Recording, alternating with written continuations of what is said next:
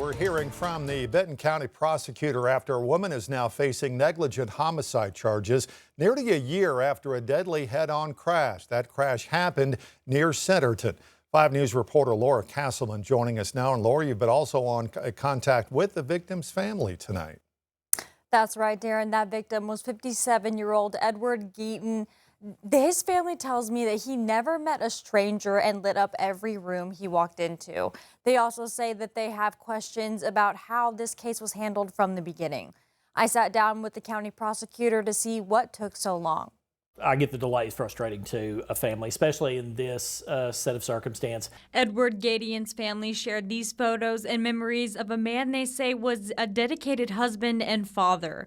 Last week, investigators announced the arrest of a woman accused of driving while intoxicated and hitting him head on. Benton County prosecuting attorney Bryan Sexton says the case was complicated. There was some issues that we kind of helped law enforcement line out, evidence that is not necessarily immediately attainable, or we're waiting on scientific results. Sometimes it takes a little longer, and then sometimes that gives us another step. Investigators say the suspect, 67-year-old Karen Hart, had a blood alcohol level above the legal limit. Sexton says evidence in this case is key. Make sure that we can marshal the evidence ready for court at the point at which we approve the warrant. On October 30th, records show an arrest warrant for Hart was served by the Benton County Sheriff's Office. She's facing charges of negligent homicide, careless driving, driving left of center, and driving while intoxicated. Sexton says the family deserves justice. The wait in trying to get closure, unfortunately, is not a help to get closure on a case like this. Geaton's family says they've lost a great man. As for Hart, her arraignment is set for December 8th. Laura Castleman, 5 News. All right, Laura, thanks. Fort Smith police looking for a man they say tried to rob a convenience store on 0 Street this evening. Police released an image of the suspect. They say the suspect ran out without taking anything after a customer walked into the store. That store located in the 3000 block of South Zero. If you have any information about this, contact the Fort Smith Police Department or call 911. In Pulaski County, 3 men accused of kidnapping an 18-year-old and forcing him to play Russian roulette are asking for a lower bond ahead of their upcoming plea hearings. Robert Ellard, Charles Homan, and Jackson Homan are charged last month and assigned $500,000 bonds. Robert Ellard, the man on the left, was the director of financial aid at the UA of Pulaski County Technical College, but has since been fired. Each suspect is expected in court next month. You can read more about this on our website at 5newsonline.com. In Montgomery County, Arkansas, the mayor of Mount Ida is out of jail after being arrested this week. Mayor Van Morgan is accused of theft of property and turned himself in. Investigators say the arrest comes after months of review into city finances and came to light in the city's annual audit to state lawmakers.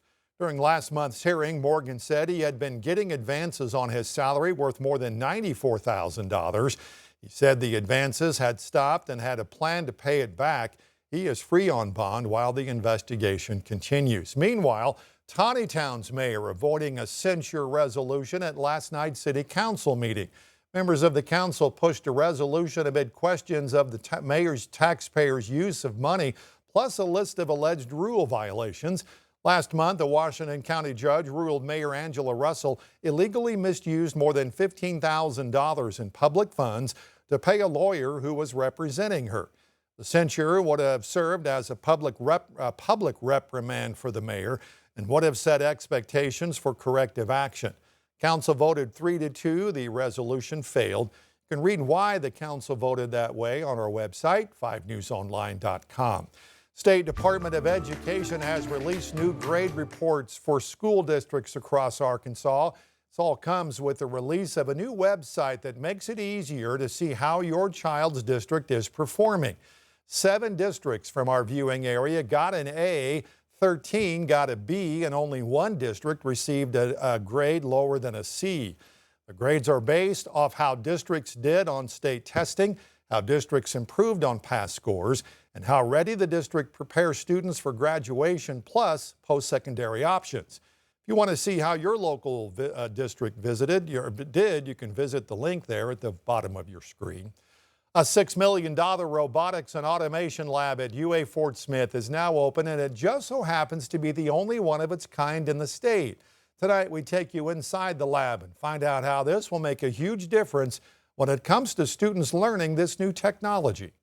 Not only will the assembly line be used in advanced manufacturing engineering for our students, but it also is advantageous for our electronics technology program, as well as students in our electrical engineering technology program, and also our traditional engineering programs. Letitia Setledge is the dean of the College of Business and Industry at UA Fort Smith. She says the new lab will go a long way to ensure the future of Fort Smith and the River Valley. The University of Arkansas Fort Smith is committed to bringing relevant programming to the to the Fort Smith region. And we know that manufacturing is one of the most important sectors that we can do that for, because manufacturing in Fort Smith has about twice the number of jobs relative to the average community. What it's designed to do for the students is to give them real-world experience, the hands-on experience, before they make the leap into the manufacturing setting. It's a nice controlled area that they can utilize the knowledge of their instructors to diagnose problems, to make programming for some of them, and just to get that experience without the stress that would be put on them in an actual manufacturing setting. Jared Schluterman is the manager of this new engineering lab and says once the student graduates, they'll be a very hot commodity on that side, because for the manufacturing side of it, they're seeing these people already coming out with the skills that are needed, and especially as we increase the digitization into the machines, and as manufacturing moves that way, the manufacturers will realize the importance of that and the cost saving. Getting a student that knows how to already do it instead of having to send them back to train them will become very important for them. That nearly $6 million lab to build and supply it came from a grant awarded by the Arkansas Division of Higher Education and the Arkansas Department of Commerce.